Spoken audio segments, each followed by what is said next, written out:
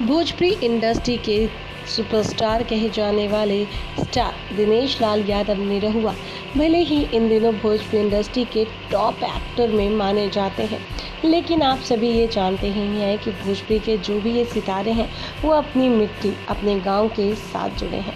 यही कारण है कि हम आपके बीच आज लेकर आए हैं दिनेश लाल यादव के गांव की कुछ खास तस्वीरें। जिस तस्वीर में आप देख रहे हैं कि ये दिनेश लाल यादव निरहुआ का घर है।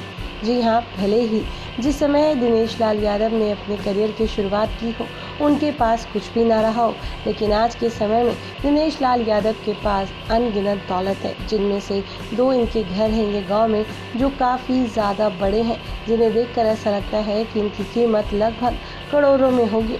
जी हाँ, कहीं ना कहीं देखा जाए तो दिनेश लाल यादव का ये घर देखकर ऐसा लगता है कि ये कोई आलीशान बंगला हो। वेल दोस्तों, आपको बता दें इसके अलावा दिनेश लाल यादव इन दिनों अपनी फिल्मों को लेकर के भी काफ़ी ज़्यादा बिजी चल रहे हैं।